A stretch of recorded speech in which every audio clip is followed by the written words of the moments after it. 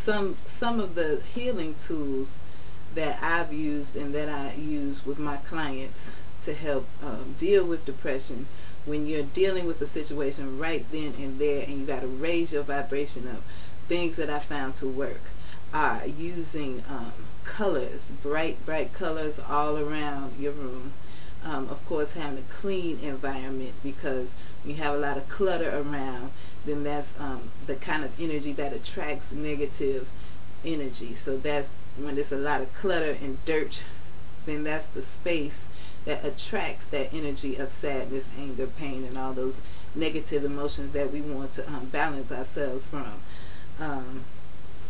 So using bright colors is also very good. Pink, yellow, magenta, and all the blue colors. Blues are very cooling and calming and peaceful, so they help to harmonize you. The color pink, also another loving, nurturing, peaceful color. Magenta is very activating, so when you're in a depressed state, then you're moving at a slower vitality. Your life force is at a lower place than it can be. So using activating colors like magenta, orange, and yellow can be very helpful. And I mean, to put these colors around, just get some material, get some candles or light bulbs of those colors, and that is how you use color therapy to help balance yourself kind of quickly, raise your vibration and change it quickly. Also herbs that I found to help, well, the main one that I know is Dong Quai. Also those relaxing herbs like St. John's wort, valerian, those can be also very helpful. And then using herbs as aromatherapy in the form of oil or burning them. Lavender, rose, jasmine, all the floral scents are very uplifting, have very high vibration, so they're able to just kind of lift you up a little bit very quickly. Flowers and other sweet smells, when you have flowers all around the house, that's visually stimulating, especially for people who are in the cold places.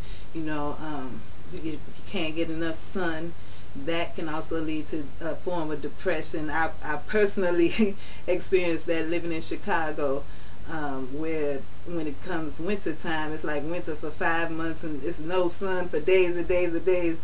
And I was like, oh goodness, you know, when is the sun gonna come out again? Excuse me. So I know that's something, going out into nature.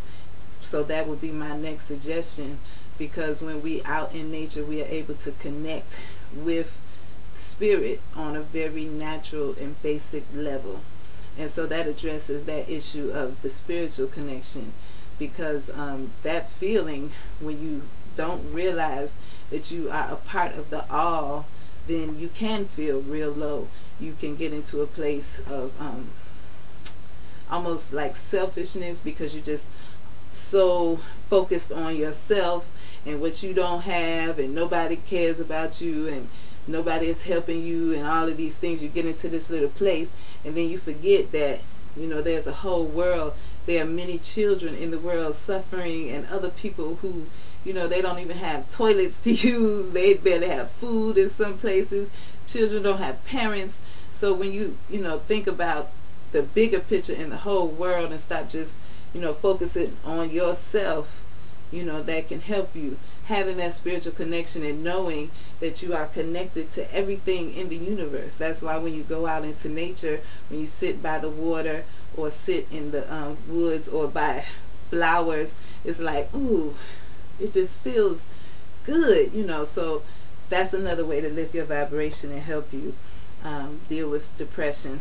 Also, laughing. Laughing truly is good medicine. It takes less muscles to smile than it does to frown. And so if we just practice that, you know, also watching good comedy movies, that's a good remedy that I love. And I try to watch something funny every day so that I can make sure I have a good hearted laugh every day, and that makes me just feel good. And exercise is another thing, because when you don't exercise, your body becomes stagnant. Your blood, the oxygen flow, even going to your head, all of these things become stagnant. When you move your body around through dancing, walking, yoga, tai chi, martial arts, all of these things are available, as well as sports. Those would be my secondary choices. Swimming, skating, bicycle riding. There are many, many choices. And when you just get up, get off that couch, if you're feeling down, get out the bed, open the blinds up, or go right outside and just walk and do some exercise and push yourself. You got to push yourself through the place that you're in. And nobody's going to do it but you. You can't just keep taking the pills and going through this process. When you're going to actually get the healing and the balance is all up to you. And then, of course, dealing with the issues that have you depressed in the first place. A lot of times things happen and truly we don't know how to deal with them because we never really learn how to deal with them. So there are ways in talking to counselors or other elders or other people who are healers to help you get through these things. Also, I remember when I was going through a serious depression back in, I think it was like 1999, and that book, Value in the Valley by Iyanla Vanzant, was an amazing tool in helping to pull me out of that depressive state. And then shortly after that, I got the book Sacred Woman by Queen Afua. And so using those books and actually doing the work, the first one gave us words to work on and think about, because when you're in a depressed state, you just in this little circle, you're not really thinking outside of your box. So when you think of and have other concepts to think about and consider, especially if they're concepts that are helpful to your mental state, then it can alter that place. So you might want to check those books out because they were very valuable. And also I was talking about dealing with your issues. Really take the time to go through with the things that make you sad or angry, the things that happen that you remember, and then there might be some things that you don't remember that you may really have to take that time to think about, and then put that energy of forgiveness in there for yourself, for the person that was hurt or the person who caused the hurt, because truly having that energy of forgiveness, that energy of unconditional and divine love, is a way to help resolve those issues. You can't just continue to hold on to things years and years and years and years and years and years that's hurting you.